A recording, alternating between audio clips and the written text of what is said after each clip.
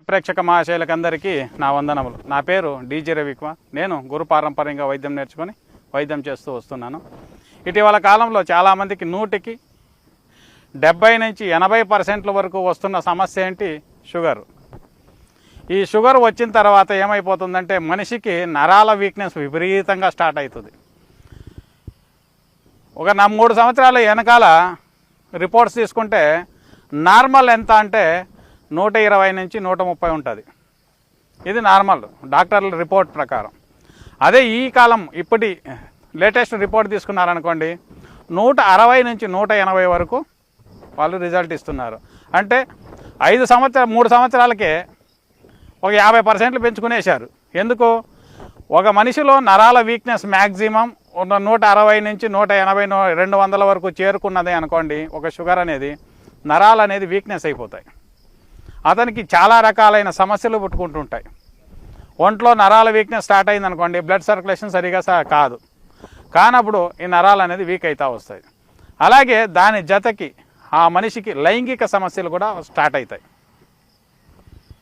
లైంగిక సమస్య అంటే చిన్నపన్న కాదండి, కొంతమందికి అయితే స్టడీనే కాదు.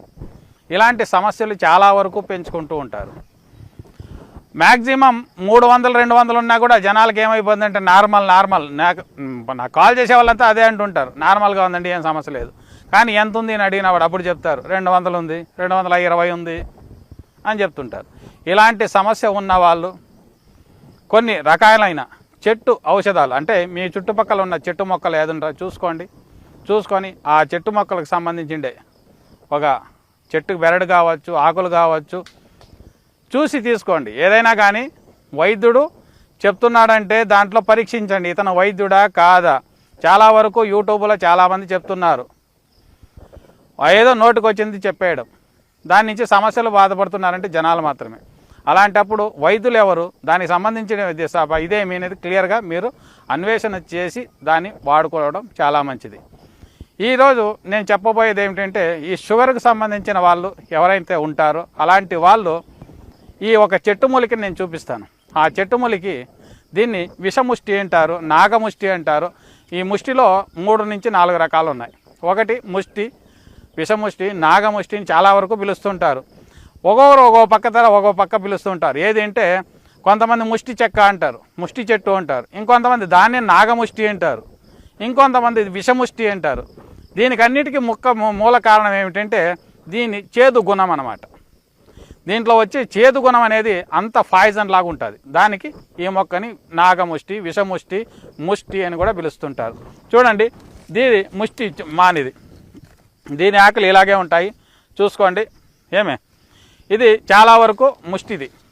దీంట్లో గింజలు కూడా వస్తాయి. ఎట్లా? తట్టాకారంలో ఉంటాయి, ఒక రౌండ్గా ప్లేట్ తట్టినట్లు ఉంటుంది గింజలు. ఇప్పుడు మనకు కావాల్సినది ఏమిటంటే ఈ చెట్టు బెరడు కావాలి. ఈ చెట్టు బెరడు చూడండి, ఇది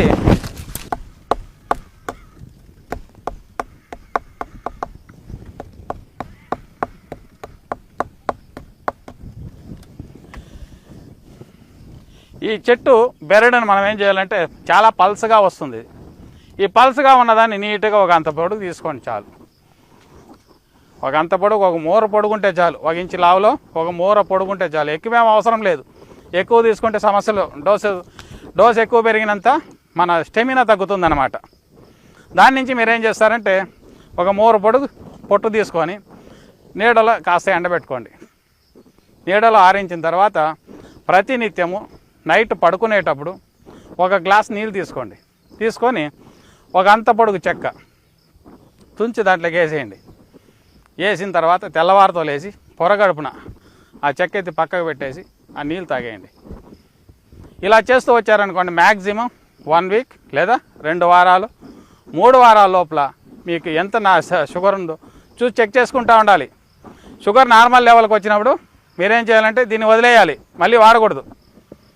ఇలా చేశారనుకోండి మీకున్న లెవెల్స్ తగ్గుతూ ఉంటుంది.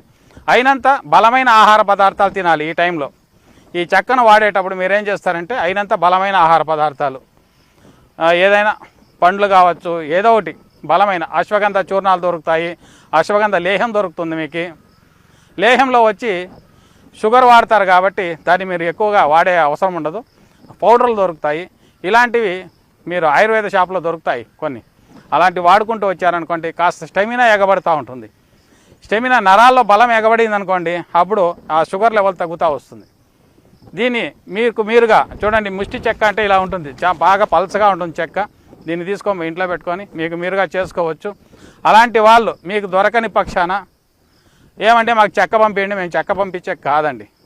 ఎందుకంటే మాకు దగ్గర మందులు మాత్రమే దొరుకుతుంటాయి. అలాంటి వాళ్ళు ఎవరైనా ఉంటే మందులు కావాలంటే కాల్ చేయండి, దానికి సంబంధించిన మందులు మాత్రం మా దగ్గర దొరుకుతాయి, పంపిస్తాము. ఆ ఒక సమస్య నుంచి దూరం కావచ్చు. మీరుగా చేసుకునేటంటే నేను చెప్పింది ఇంత మాత్రమే చేయండి. షుగర్ డౌన్ నార్మల్ లెవెల్కి వచ్చినప్పుడు మళ్ళీ ఆ చెక్కను వాడకూడదు. ఇది ఒక హెచ్చరిక అందరికీ చెప్తూ